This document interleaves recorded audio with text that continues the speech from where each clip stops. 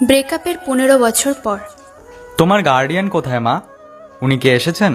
যদি এসে থাকেন তাহলে আমার সাথে একটু দেখা করতে বলবে, ঠিক আছে? কিছুক্ষণ পর, স্যার, এই যে আমার আম্মু। আর আম্মু, উনি হলেন আমাদের ক্লাস টিচার। নমস্কার স্যার। তিথি বলছিল আপনি কিছু বলবেন বলে ডেকেছিলেন আমাকে। হ্যাঁ। উত্তর দেওয়ার সাথে সাথেই রাকিব পেছনে ঘুরে তাকিয়ে কিছু সময়ের জন্য থমকে গেল। তার চোখ আটকে গেল সেই চিরচেনা মানুষটার দিকে।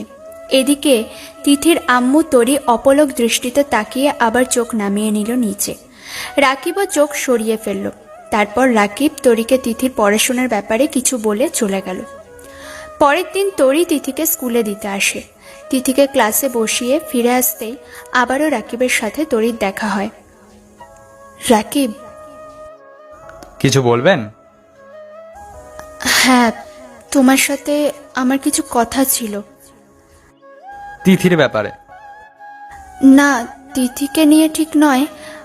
রাকিব, আমি সেদিন তোমার সাথে চলে আসার জন্য বাড়ি থেকে বের হয়েছিলাম, কিন্তু আমার চাচাতো ভাই আমাকে পালাতে দেখে নেয়। আমি ধরা পড়ে যাই। তুমি যেদিন আসলে। মিসেস আহমেদ, দেখুন, এটা আপনার বাড়ি বা রাস্তা নয় যে দেখা হলেই আপনার সাথে ব্যক্তিগত ব্যাপার নিয়ে আলোচনা করতে বসবো। এটা একটা স্কুল।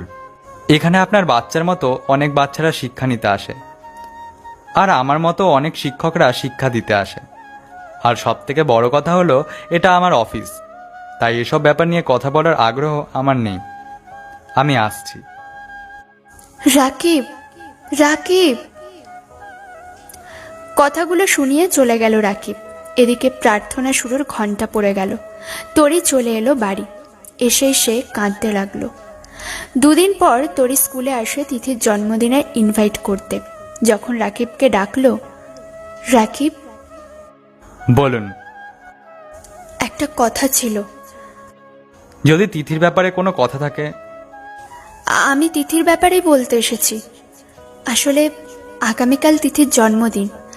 তিথি চাইছিল ওর ক্লাসমেট আর স্যার ম্যাডামদের ইনভাইট করতে। তাই তুমি যদি ওর জন্মদিনে আসো তাহলে তিথি খুব খুশি হবে। সরি, আমার সময় হবে না। প্লিজ স্যার, আপনি না আসলে আমি আর কখনো আপনার সাথে কথাই বলবো না।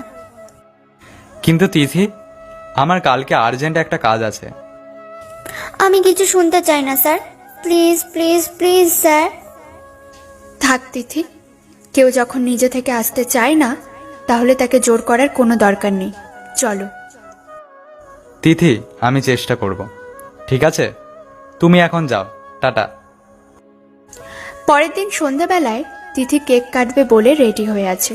সবাই চলে এসেছে। তরি তিথিকে বলছে কেক কাটতে, কিন্তু তিথি কিছুতেই রাজি হচ্ছে না। সে বারবার বলছে রাকিব স্যার এলেই কেক কাটবে। আসলে রাকিব তিথিকে খুব স্নেহ করে, নিজের মেয়ের মতন। তাই তিথিও রাকিবকে খুবই ভালোবাসে। দীর্ঘ অপেক্ষার পর তরিকে অবাক করে